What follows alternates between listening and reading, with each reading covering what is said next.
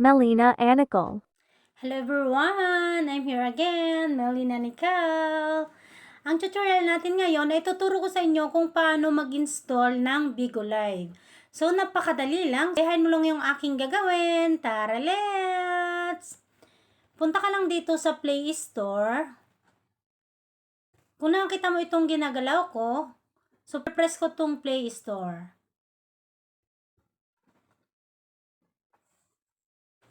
Kung nakita mo yung search na nasa taas, yung nilalagyan ko ng arrow, press mo lang dito sa search na to at i-search mo yung Bigo Live.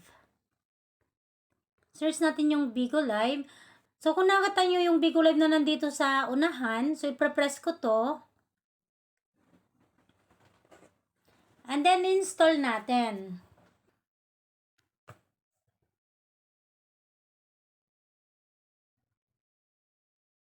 So, antayin natin tong mag 100%.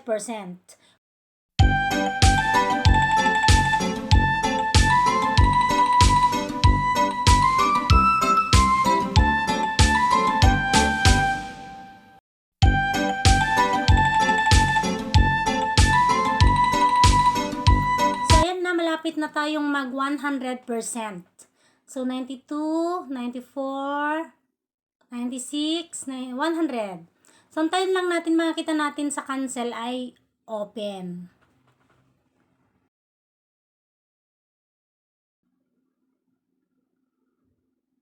So, ito nakita nyo, open na yung nakalagay dito. Kung nakita nyo itong ginagalaw ko. So, press ko itong open.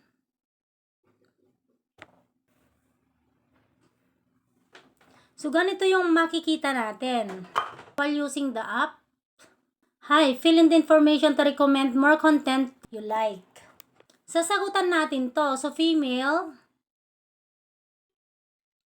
And then, your age, 35.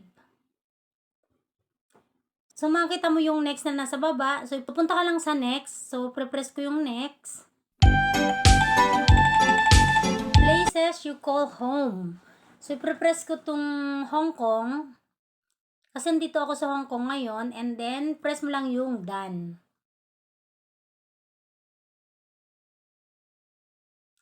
So, sa-sign in natin sa pwedeng Google, pwede sa phone, pwede sa Facebook. Depende sa inyo kung saan nyo gusto. So, sa Google ko to isa-sign in.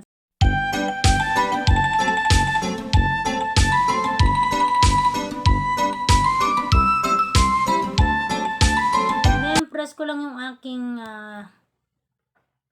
Google account.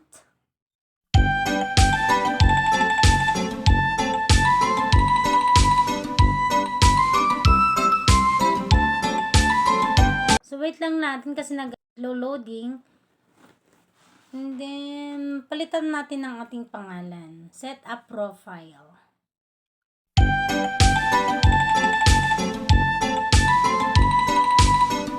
And idadan mo lang to. So,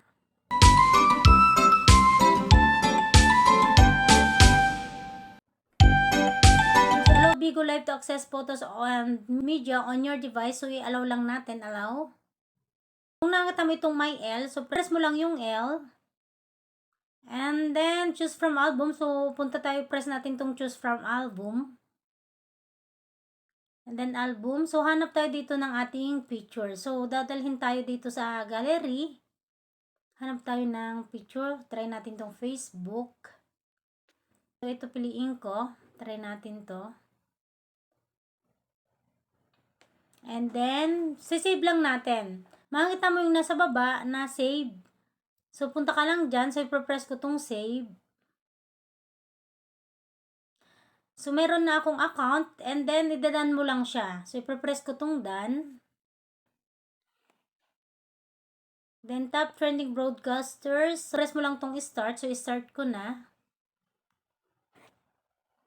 Ngayon, nandito na tayo ngayon sa Bigo Live.